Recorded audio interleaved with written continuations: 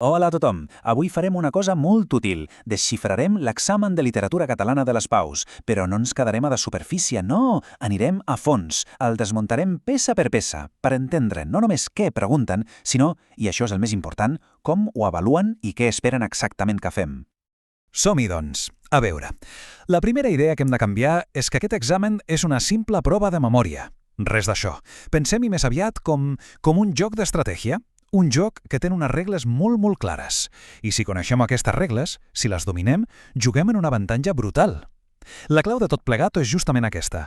Entendre les regles del joc. Perfecte. I quin és el nostre pla de joc? Doncs és ben senzill. Primer, el mapa general de l'examen. Després, ens ficarem de ple a cada exercici, el primer, el segon i el tercer. I acabarem amb unes quantes regles d'or que serveixen per a tot. Va, som-hi! Molt bé, comencem amb el mapa general. La primera cosa que cal tenir gravada a foc és aquesta. Tot, i quan dic tot és absolutament tot l'examen, gira al voltant de les 6 lectures obligatòries. A partir d'aquí, l'estructura és supersimple. 3 exercicis, obligatoris, i ja està. No hi ha cap altre secret. Entrem en matèria. L'exercici número 1. Aquest és el fonament, la base de tot. És el moment de dir, ei, les obres me les sé. És la base sobre la qual anirem construint tota la nota de l'examen. I aquest fonament val 2 punts. D'acord, potser no sembla gaire, no és la part que més puntua, però és absolutament crucial. Per què? Perquè serveix per començar amb bon peu, per agafar confiança i per demostrar des del minut 0 que dominem el tema. Llavors, quina és la missió aquí? Doncs és bastant directa. Tindrem 2 opcions, A o B, cadascuna sobre una de les lectures. Hem de triar-ne una. I què ens demanaran? Doncs bàsicament o bé exposar de manera raonada alguna característica de l'obra o bé identificar-hi algun element concret. Resumint, es tracta de demostrar que controlem el context, l'estructura, els personatges, el moll de l'os de l'obra. Però, alerta! Aquí ve un dels secrets més importants. Per treure una bona nota no n'hi ha prou amb què diem. El com ho diem és fonamental. Els criteris de correcció ho deixen claríssim. Busquen precisió quan descrivim i una certa profunditat quan interpretem. O sigui, que no n'hi ha prou amb deixar anar la informació. Cal demostrar que l'hem entesa de veritat. Perfecte. Deixem enrere el primer exercici i anem al segon. Si el primer era sobre demostrar el que sabem, aquest fa un pas més enllà. Ara toca aplicar aquest coneixement. Aquí és on la cosa es posa interessant, on hem de començar a connectar idees, a comparar textos, a fer una anàlisi una mica més complexa. I compte, perquè aquí la puntuació puja. Estem parlant de 3 punts. Això ja comença a ser una part important de la nota final, oi? Per tant, aquest exercici demana que hi posem els 5 sentits. Molt bé. I en què consisteix exactament? Doncs el gran repte aquí és la comparació. Ens posaran davant un text A, que serà un fragment d'una de les lectures que ja coneixem, i al costat un text B, que serà nou per a nosaltres. Aquest text B pot fer una mica de tot. Un altre text del mateix autor, un text del mateix moviment o fins i tot un fragment d'una crítica literària. La nostra feina, trobar els vincles que els uneixen. I com s'estructura? Doncs en 2 passos clau. Primer, una pregunta molt concreta. Val un punt i demana una resposta curta i al gra. Identificar aspectes comuns o diferències. I després, ve la part més llarga, la pregunta de relació, que val 2 punts. Aquí sí que cal desenvolupar una mica més la comparació, sempre seguint el que ens demana l'enunciat, és clar. I un altre cop tornem al secret del corrector. Què busquen aquí? Doncs no busquen que escrivim moltíssim.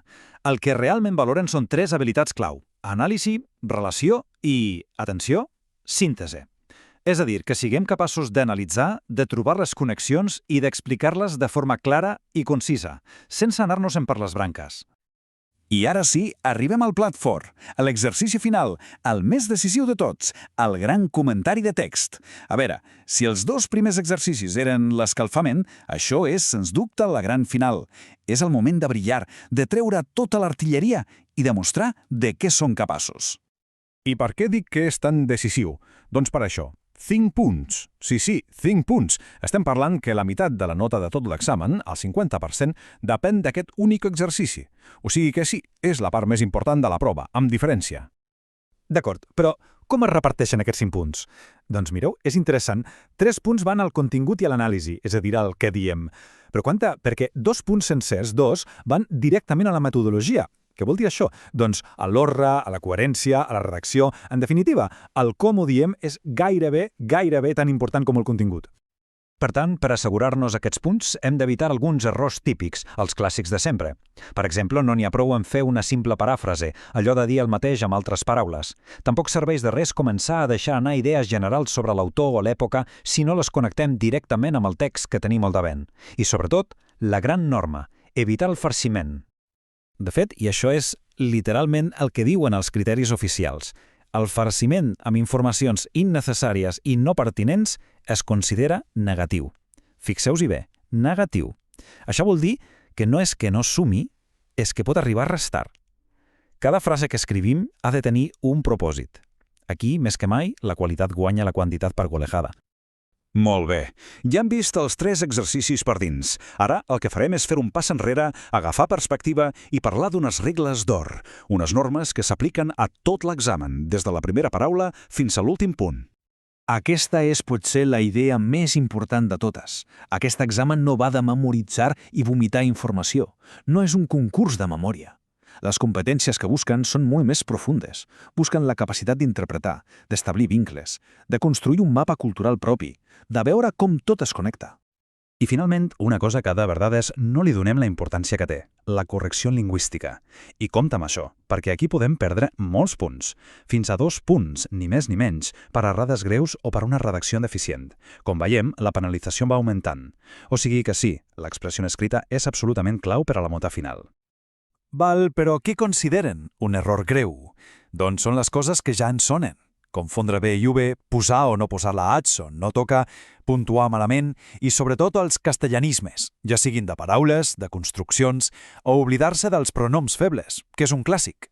Aquests petits detalls són els que, sumats, poden marcar una gran diferència. En definitiva, i per anar tancant, la idea és canviar el xip. Hem de deixar de veure aquest examen com un enemic, com una muntanya insuperable. És molt més útil veure'l com un trencaclosques. Un trencaclosques que, a més, té les instruccions a la vista.